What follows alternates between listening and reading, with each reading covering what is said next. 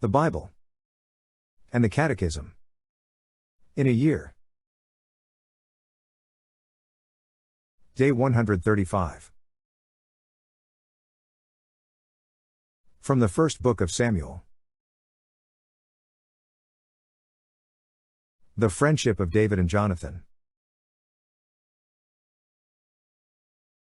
Then David fled from Naioth in Ramah, and came and said before Jonathan, What have I done? What is my guilt? And what is my sin before your father, that he seeks my life? And he said to him, Far from it. You shall not die. Behold, my father does nothing either great or small without disclosing it to me, and why should my father hide this from me? It is not so. But David replied, Your father knows well that I have found favor in your eyes, and he thinks, Let not Jonathan know this, lest he be grieved. But truly, as the Lord lives and as your soul lives, there is but a step between me and death.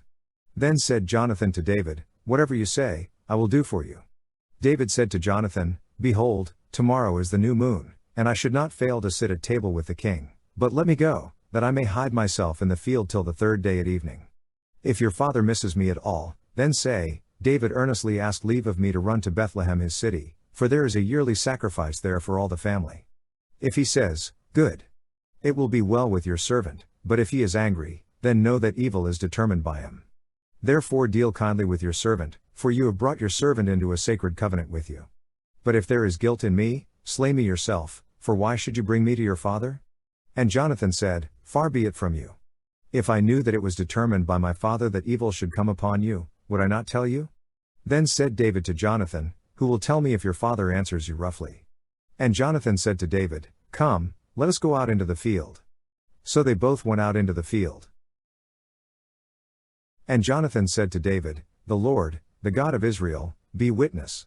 When I have sounded my father, about this time tomorrow, or the third day, behold, if he is well disposed toward David, shall I not then send and disclose it to you? But should it please my father to do you harm, the Lord do so to Jonathan and more also, if I do not disclose it to you, and send you away, that you may go in safety. May the Lord be with you, as he has been with my father. If I am still alive, show me the loyal love of the Lord, that I may not die, and do not cut off your loyalty from my house forever. When the Lord cuts off every one of the enemies of David from the face of the earth, let not the name of Jonathan be cut off from the house of David. And may the Lord take vengeance on David's enemies. And Jonathan made David swear again by his love for him, for he loved him as he loved his own soul. Then Jonathan said to him, Tomorrow is the new moon, and you will be missed, because your seat will be empty. And on the third day you will be greatly missed, then go to the place where you hid yourself when the matter was in hand, and remain beside yonder stone heap. And I will shoot 3 arrows to the side of it, as though I shot at a mark. And behold, I will send the lad, saying, Go, find the arrows. If I say to the lad, Look, the arrows are on this side of you, take them, then you are to come, for, as the Lord lives, it is safe for you and there is no danger. But if I say to the youth, Look, the arrows are beyond you, then go, for the Lord has sent you away. And as for the matter of which you and I have spoken, behold, the Lord is between you and me forever. So David hid himself in the field, and when the new moon came, the king sat down to eat food. The king sat upon his seat, as at other times, upon the seat by the wall. Jonathan sat opposite, and Abner sat by Saul's side, but David's place was empty. Yet Saul did not say anything that day, for he thought, Something has befallen him, he is not clean, surely he is not clean. But on the second day, the morrow after the new moon, David's place was empty. And Saul said to Jonathan his son, Why is not the son of Jesse come to the meal, either yesterday or today? Jonathan answered Saul, David earnestly asked leave of me to go to Bethlehem. He said, Let me go, for our family holds a sacrifice in the city, and my brother has commanded me to be there. So now, if I have found favor in your eyes, let me get away, and see my brothers. For this reason he has not come to the king's table. Then Saul's anger was kindled against Jonathan, and he said to him, You son of a perverse, rebellious woman, do I not know that you have chosen the son of Jesse to your own shame, and to the shame of your mother's nakedness? For as long as the son of Jesse lives upon the earth, neither you nor your kingdom shall be established. Therefore send and fetch him to me, for he shall surely die. Then Jonathan answered Saul his father, Why should he be put to death? What has he done? But Saul cast his spear at him to smite him, So Jonathan knew that his father was determined to put David to death. And Jonathan rose from the table in fierce anger and ate no food the second day of the month, for he was grieved for David, because his father had disgraced him. In the morning Jonathan went out into the field to the appointment with David, and with him a little lad. And he said to his lad, "Run and find the arrows which I shoot." As the lad ran, he shot an arrow beyond him. And when the lad came to the place of the arrow which Jonathan had shot, Jonathan called after the lad and said, "Is not the arrow beyond you?" And Jonathan called after the lad, "Hurry, make haste, stay not." So Jonathan's lad gathered up the arrows, and came to his master. But the lad knew nothing, only Jonathan and David knew the matter. And Jonathan gave his weapons to his lad, and said to him, "Go and carry them to the city." And as soon as the lad had gone, David rose from beside the stone heap and fell on his face to the ground, and bowed 3 times, and they kissed one another, and wept with one another, until David recovered himself. Then Jonathan said to David, "Go in peace, for as much as we have sworn both of us in the name of the Lord, saying, The Lord shall be between me and you, and between my descendants and your descendants, forever." And he rose and departed, and Jonathan went into the city. David and the Holy Bread. Then came David to Nob to Ahimelech the priest, and Ahimelech came to meet David trembling, and said to him, "Why are you alone, and no one with you?" And David said to Ahimelech the priest, "The king has charged me with a matter, and said to me, Let no one know anything of the matter about which I send you, and with which I have charged you. I have made an appointment with the young men for such and such a place. Now then, what have you at hand? Give me 5 loaves of bread, or whatever is here." And the priest answered David, "I have no common bread at hand, but there is holy bread, if only the young men have kept themselves from women." And David answered the priest, "Of a truth women have been kept from us as always when I go on an expedition. The vessels of the young men are holy, even when it is a common journey, how much more today will their vessels be holy?" So the priest gave him the holy bread, for there was no bread there but the bread of the presence, which is removed from before the Lord, to be replaced by hot bread on the day it is taken away. Now a certain man of the servants of Saul was there that day, detained before the Lord. His name was Doeg the Edomite, the chief of Saul's herdsmen. And David said to Ahimelech, "And have you not here a spear or a sword at hand? For I have brought neither my sword nor my weapons with me, because the king's business required haste." And the priest said, "The sword of Goliath the Philistine, whom you killed in the valley of Elah, behold, it is here wrapped in a cloth behind the ephod. If you will take that, take it, for there is none but that here." And David said, "There is none like that, give it to me." David flees to Gath. And David rose and fled that day from Saul, and went to Achish the king of Gath. And the servants of Achish said to him, "Is not this David the king of the land? Did they not sing to one another of him in dances? Saul has slain his thousands, and David his 10,000s?" And David took these words to heart, and was much afraid of Achish the king of Gath. So he changed his behavior before them, and feigned himself mad in their hands, and made marks on the doors of the gate, and let his spittle run down his beard. Then said Achish to his servants, "Lo, you see the man is mad, why then have you brought him to me? Do I lack madmen, that you have brought this fellow to play the madman in my presence? Shall this fellow come into my house?"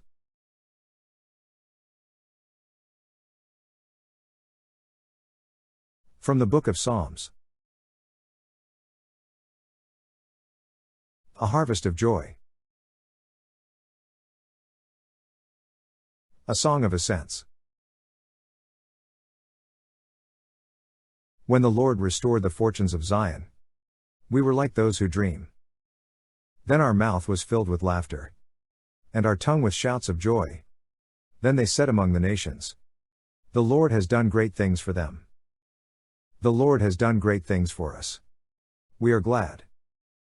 Restore our fortunes, O Lord, like the watercourses in the Negeb. May those who sow in tears reap with shouts of joy.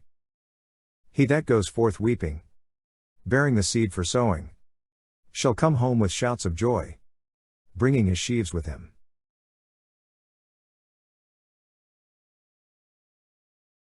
From the Gospel of Mark. And he said to them, "Truly, I say to you, there are some standing here who will not taste death before they see the kingdom of God come with power. The Transfiguration. And after 6 days Jesus took with him Peter and James and John, and led them up a high mountain apart by themselves, and he was transfigured before them, and his garments became glistening, intensely white, as no fuller on earth could bleach them. And there appeared to them Elijah with Moses, and they were talking to Jesus. And Peter said to Jesus, Master, it is well that we are here, let us make 3 booths, one for you and one for Moses and one for Elijah. For he did not know what to say, for they were exceedingly afraid. And a cloud overshadowed them, and a voice came out of the cloud, This is my beloved Son, listen to him. And suddenly looking around they no longer saw any one with them but Jesus only. The coming of Elijah. And as they were coming down the mountain, he charged them to tell no one what they had seen, until the Son of Man should have risen from the dead. So they kept the matter to themselves, questioning what the rising from the dead meant. And they asked him, Why do the scribes say that first Elijah must come? And he said to them, Elijah does come first to restore all things, and how is it written of the Son of Man, that he should suffer many things and be treated with contempt? But I tell you that Elijah has come, and they did to him whatever they pleased, as it is written of him. The healing of a boy with a spirit. And when they came to the disciples, they saw a great crowd about them, and scribes arguing with them. And immediately all the crowd, when they saw him, were greatly amazed, and ran up to him and greeted him. And he asked them, What are you discussing with them? And one of the crowd answered him, Teacher, I brought my son to you, for he has a dumb spirit, and wherever it seizes him, it dashes him down, and he foams and grinds his teeth and becomes rigid. And I asked your disciples to cast it out, and they were not able. And he answered them, O faithless generation, how long am I to be with you? How long am I to bear with you? Bring him to me. And they brought the boy to him, and when the spirit saw him, immediately it convulsed the boy, and he fell on the ground and rolled about, foaming at the mouth. And Jesus asked his father, How long has he had this? And he said, From childhood. And it has often cast him into the fire and into the water, to destroy him. But if you can do anything, have pity on us and help us. And Jesus said to him, If you can. All things are possible to him who believes. Immediately the father of the child cried out and said, I believe, help my unbelief. And when Jesus saw that a crowd came running together, he rebuked the unclean spirit, saying to it, You dumb and deaf spirit, I command you, come out of him, and never enter him again. And after crying out and convulsing him terribly, it came out, and the boy was like a corpse, so that most of them said, He is dead. But Jesus took him by the hand and lifted him up, and he arose. And when he had entered the house, his disciples asked him privately, Why could we not cast it out? And he said to them, This kind cannot be driven out by anything but prayer and fasting.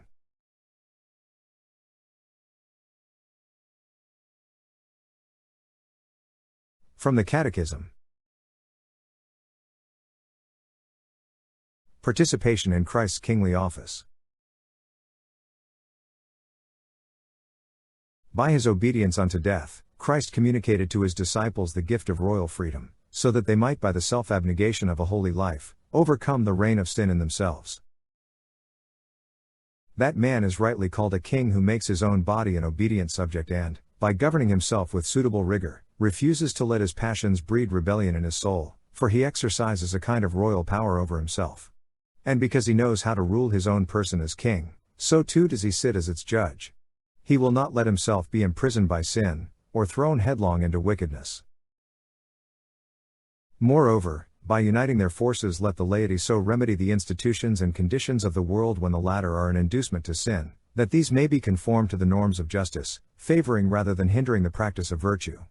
By so doing they will impregnate culture and human works with a moral value.